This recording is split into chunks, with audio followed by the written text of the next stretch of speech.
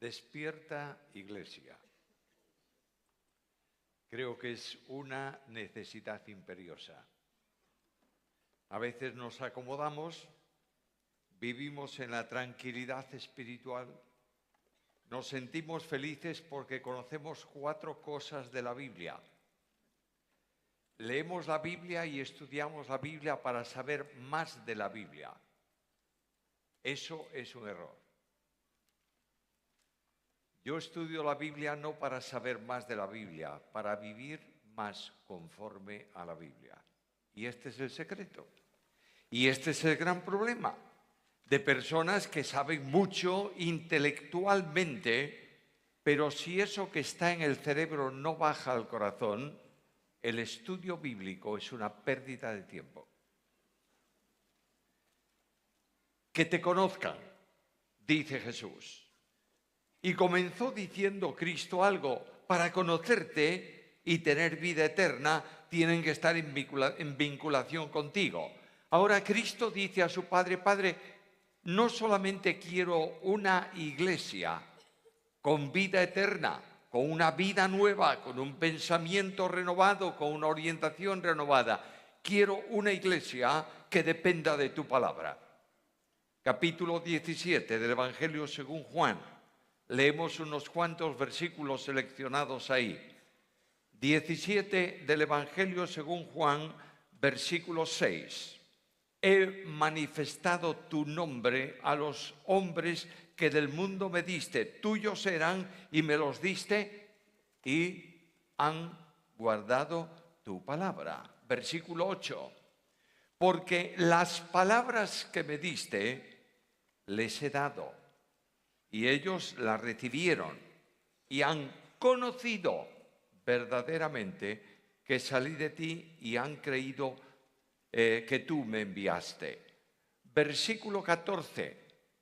Yo les he dado tu palabra y el mundo los aborreció, porque no son del mundo como tampoco yo soy del mundo. Versículo 17, perdón, era el 14 el que leí. Versículo 17. Santifícalos en tu verdad.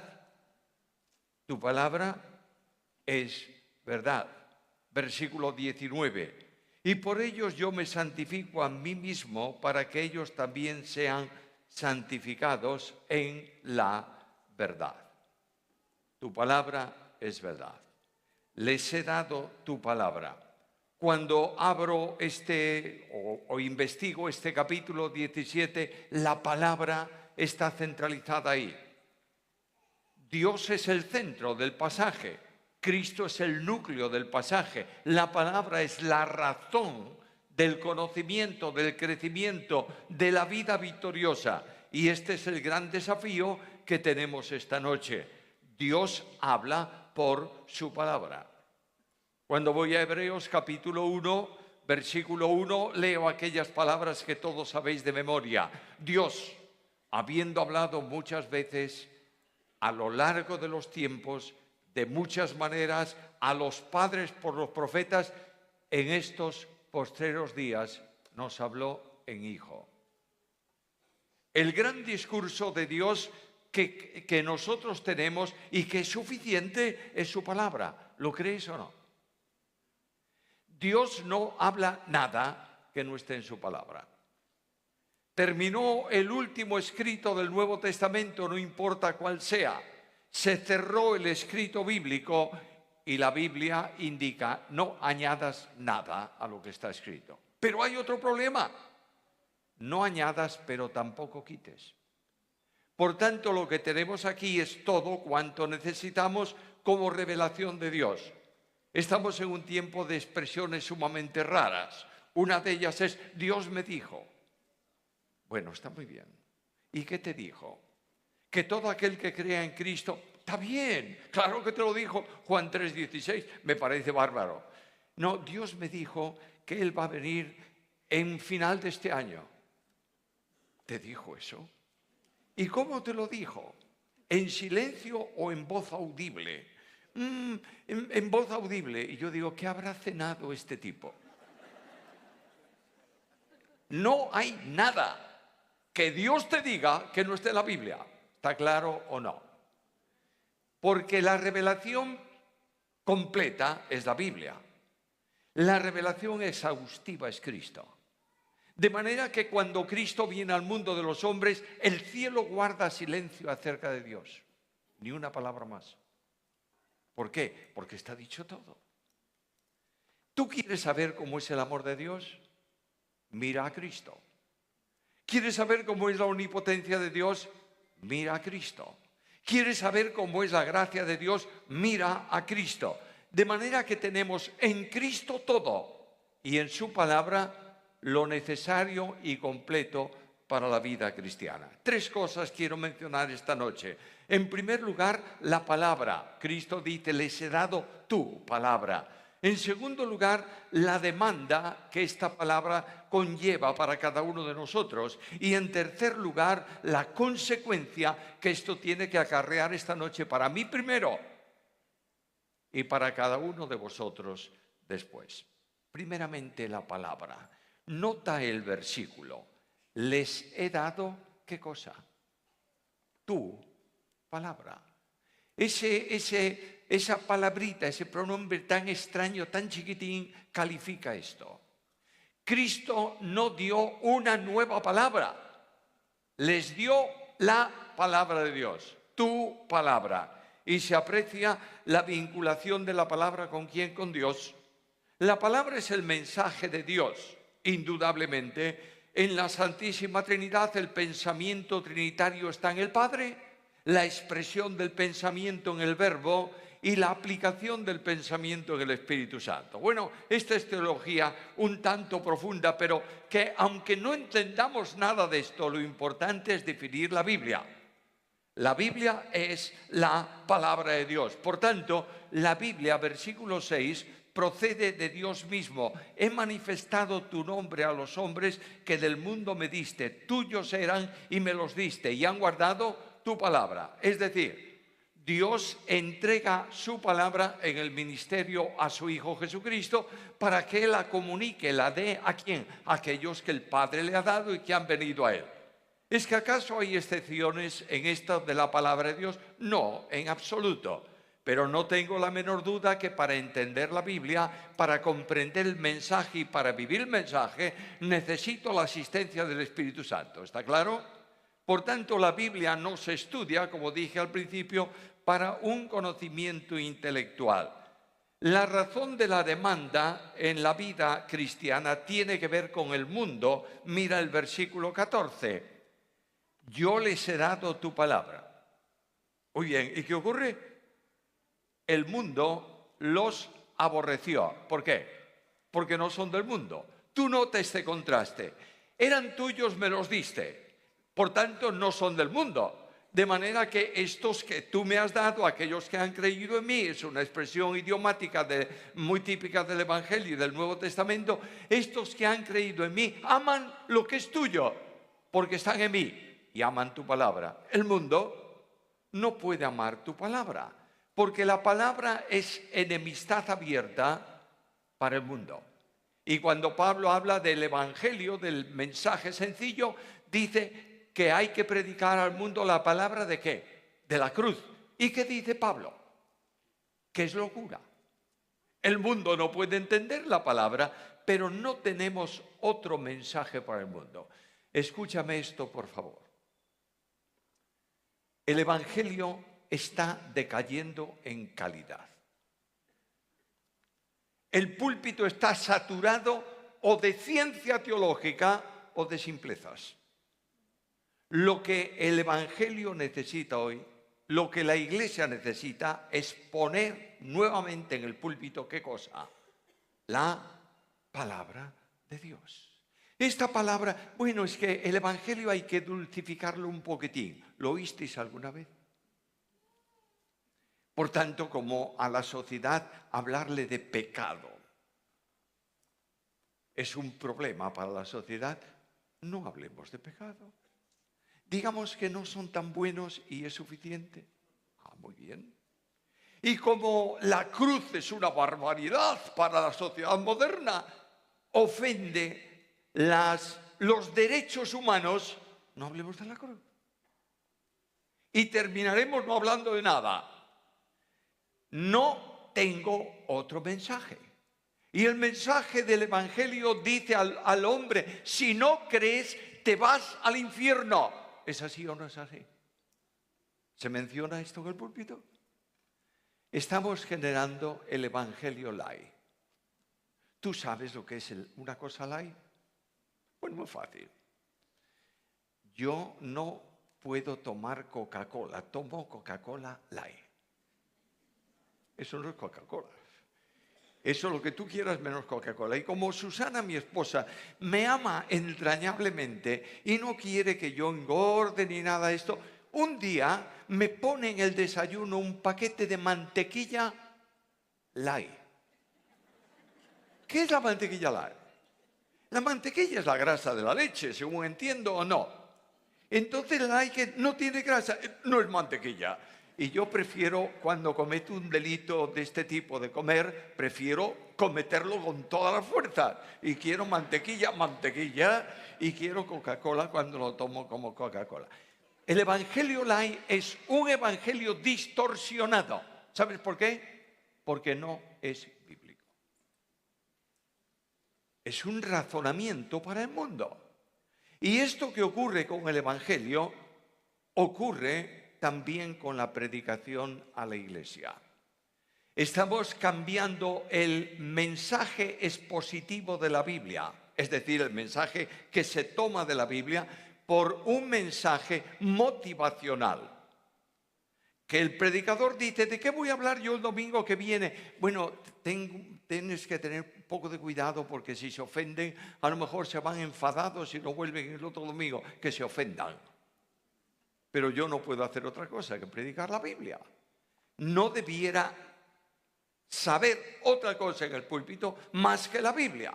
Dios nos libre de estos mensajes relativistas que no son realmente una exposición de la palabra de Dios. Vuelvo un instante, por favor, a la Biblia. Como palabra de Dios, Dios intervino soberanamente en la confección del escrito bíblico. ¿Tú crees que Dios es soberano o no? ¿Lo crees? Muy bien. Pues cuando tú te acercas a la Biblia, el tema soberanía está absolutamente vinculado con la Biblia. Voy, por ejemplo, a Jeremías y le pregunto a Jeremías, ¿quién te mandó profetizar? Y la Biblia me dice, de parte de Dios, lo he escogido desde antes de su nacimiento. ¡Oh, qué problema! ¿Por qué a Jeremías y no a otro? No hay derecho. Bueno, el derecho no lo tienes tú, pero lo tiene Dios. Dios en soberanía escogió al profeta. ¿Por qué? Porque quiso. En segundo lugar, Dios en soberanía le comunica al profeta su mensaje. Y ahí tienes a Jeremías que permanentemente está predicando oralmente al principio. ¿Y qué dice? Oíd palabra de Jehová. Y sigue el desarrollo de eso. Y viene un momento en que Jeremías, que predica el mensaje oral, la palabra de Dios, tiene problemas permanentes por predicar la palabra de Dios.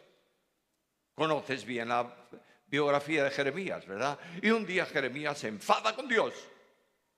También Jeremías se enfada.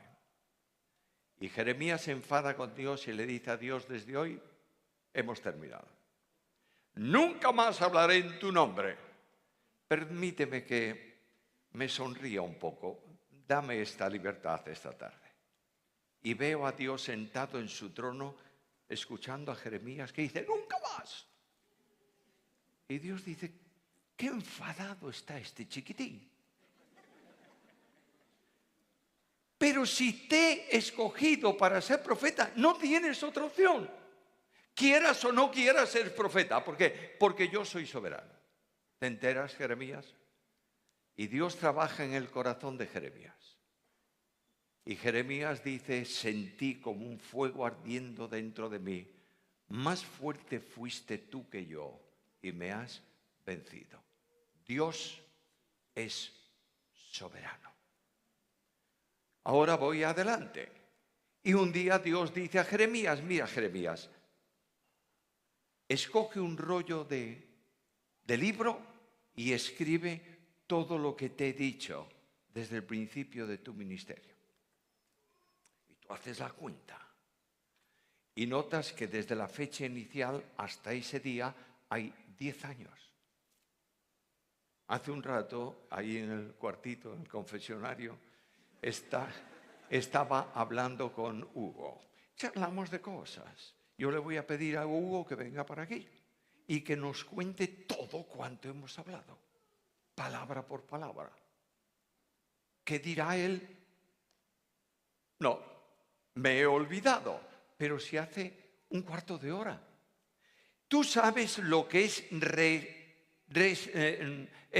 recitar, escribir todo lo que te dijo en 10 años. ¿Es posible? Humanamente no. Pero el soberano Dios custodia la mente del profeta para que escriba todo cuanto ha recibido. Esta Biblia es impresionante. El libro de Dios, la soberanía de Dios manifestado en su contenido, porque Dios da la Biblia para que lo conozcan. ¿Entiendes esto? Y este admirable Dios escribe por medio de hombres su palabra para que la conozcamos. ¿Cómo reveló los mensajes? De muchas maneras, en visiones, en sueños, en traslaciones, por medio de ángeles, no importa cómo, pero Dios actúa para que tú y yo tengamos esta noche en nuestras manos esto. ¿Sabe lo que es esto? Toda la palabra de Dios. La Biblia es un escrito único. 1500 años prácticamente de diferencia entre primero y último de los escritos, 38, 39, 40, da lo mismo, autores diferentes, condiciones sociales distintas, cultura diferente, posiciones sociales también distintas, pero lo que me sorprende es que lo que la Biblia dice en Génesis 1 no se contradice en Apocalipsis 22, porque toda ella es la palabra de Dios. De ahí que la Biblia tiene muchas aplicaciones, pero una sola interpretación. La Biblia se interpreta a sí misma. Por tanto, la palabra de Dios tiene como tal un origen divino. En segundo lugar, Dios ha seleccionado el autor, le comunicó el mensaje, custodió su mente, escribió, y cuando Jeremías termina de escribir, Dios verifica, estoy hablando en un lenguaje humano, verifica que lo que Jeremías escribió es solo y únicamente su palabra. Y el Espíritu Santo de Dios sopla en el escrito y le comunica ¿qué? Lo mismo que comunicó al polvo de la tierra cuando sopló en él aliento de vida. Y voy a Hebreos capítulo 4, versículo 12, y me dice que la palabra de Dios es viva y eficaz. Ese adjetivo es un adjetivo que necesitaríamos dos por lo menos para dar un concepto específico de lo que dice ahí. La Biblia es eficaz y eficiente. ¿Sabe la diferencia que hay entre eficaz y eficiente? Ahora, el martes próximo, si el Señor lo permite, regresamos a España. Venimos del calor de verano o primavera argentina y llegamos a España. Invierno, frío y demás. Y yo me voy por la calle. Voy un poco desabrigado y me agarro un, ¿cómo llamáis aquí? ¿Constipado, resfriado o cómo? Resfrío, un resfrío, bueno, un resfrío. Y me encuentro un amigo y me dice, oye, ¿estás muy resfriado? Sí. Bueno, te voy a dar la receta de la abuela para el resfrío. A ver, una buena taza de leche bien caliente, endulzada con miel, una aspirina y a dormir. Me voy a la farmacia, me compro, no una caja de aspirinas. La pongo en la mesilla de noche.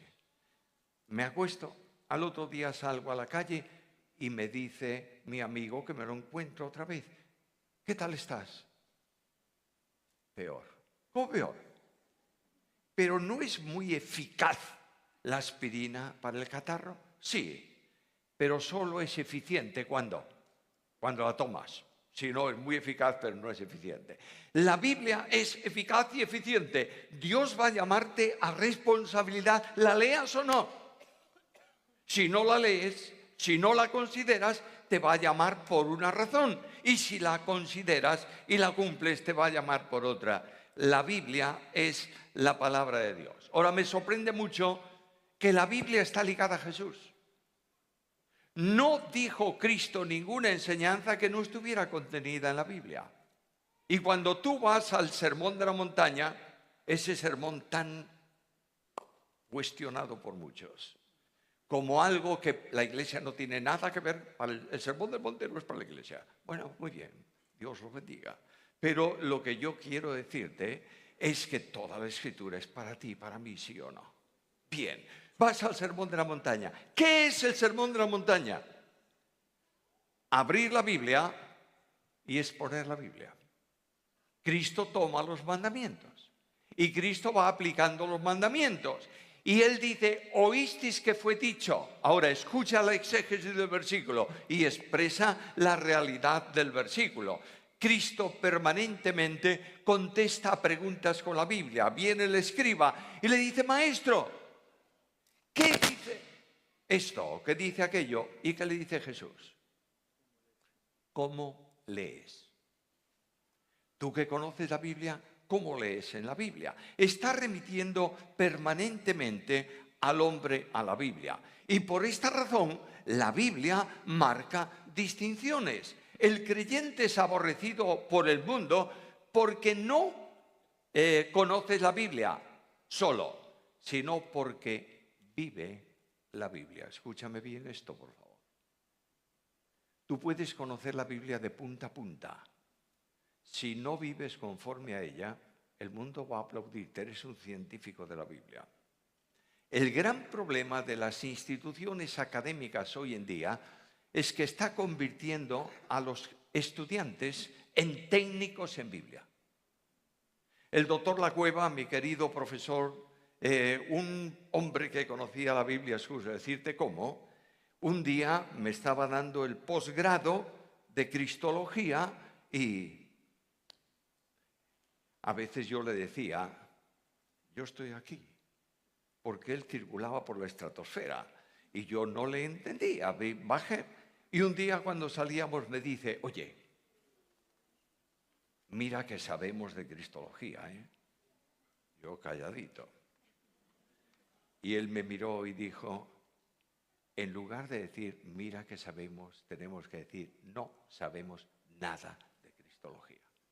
Y cuando empezaba las clases, muchas veces le he oído esto, varias veces le he oído, prestadme atención, vamos a estudiar el tema X. Ahora, si ese tema X no produce una consecuencia en tu vida, hemos perdido esta tarde. Naturalmente que sí. Los creyentes están siendo muchas veces alimentados por un sistema de datos que introducimos en la computadora cerebral y que se quedan ahí, que calientan la cabeza y dejan frío el corazón. Estamos equivocando. Cristo impacta a la gente, no por la técnica de la Biblia. Esto lo hacían los fariseos. Cristo impacta a la gente porque las palabras son poderosas. No va a haber, escúchalo bien, no va a haber avivamiento espiritual ninguno, nunca, ni en el Antiguo ni en el Nuevo Testamento, que no se produzca por la acción del Espíritu Santo aplicando la palabra a la vida del creyente. ¿Lo entiendes bien? La palabra marca distinciones, la palabra santifica. Estamos en un tiempo sumamente extraño, en donde se han elaborado manuales de santificación. ¿Conoces alguno? Yo sí, conozco 3 o 4. Los tengo en la sección de la biblioteca, de mi biblioteca, de libros prohibidos. Son fantásticos para cuando tienes una pata de una silla que se mueve un poco, colocas uno debajo, para eso vale. Ahora, lo que quiero decirte con esto es que el manual de santificación, ¿cómo se santifica el joven? Madre mía, querida. Venga, dale, instrucción A, instrucción B. Escucha la Biblia. ¿Con qué limpiará el joven su camino? Con guardar tu palabra. Santidad a la iglesia. Vamos a tocar ese tema en esta conferencia. Santidad a la iglesia. Normativización de la santidad. Y los bautistas piensan que la santidad es blanca, y los hermanos libres piensan que es menos blanca, y los metodistas piensan que es un poco amarilla, y así sucesivamente. ¿Sabes lo que está ocurriendo? Estamos enseñando al pueblo de Dios a santificarse por obras. Y la única santificación del pueblo de Dios es viviendo a Cristo.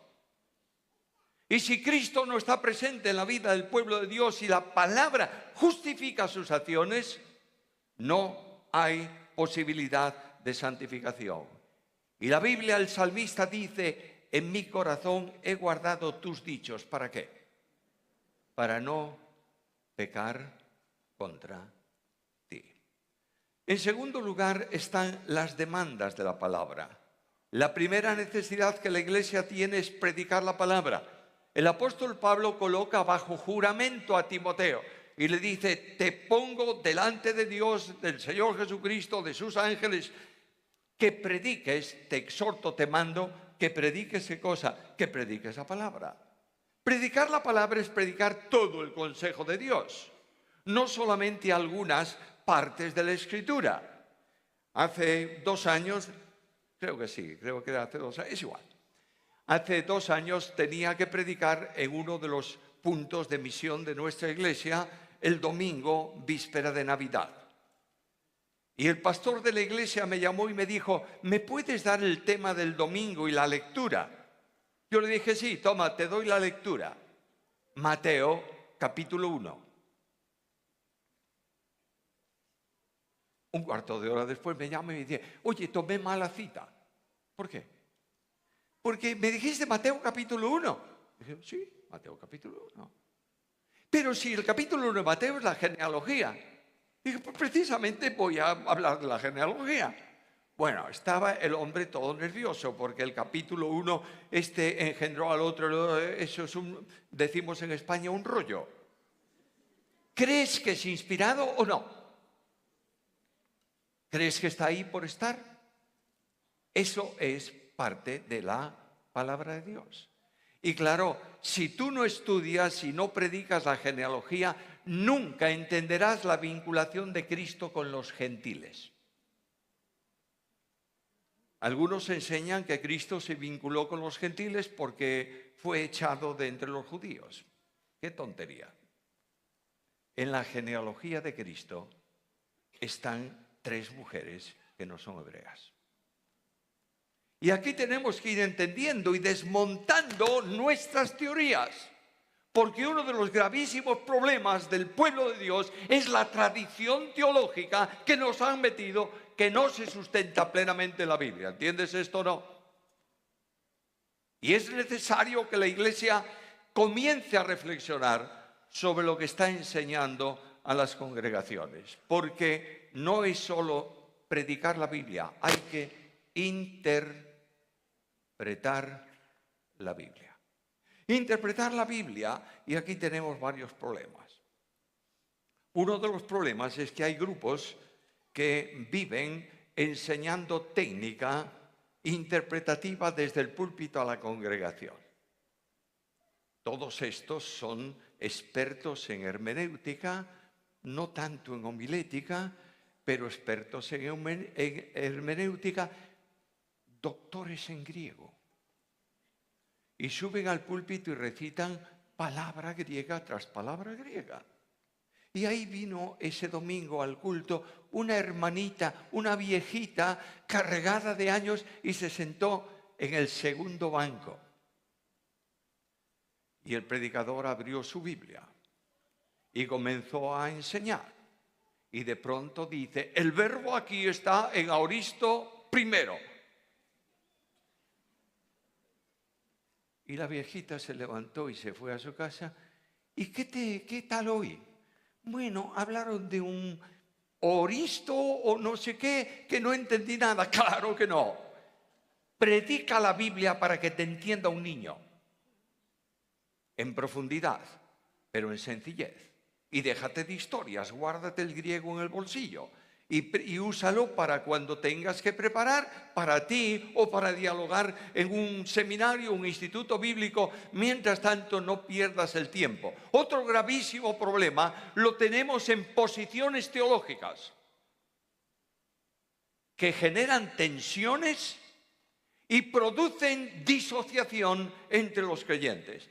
No podemos claudicar ni un milímetro en doctrina fundamental. ¿Me está siguiendo o no? No hay negociación ninguna, pero hay posiciones en doctrina general. Te pongo un ejemplo. Cristo viene, ¿eso qué es?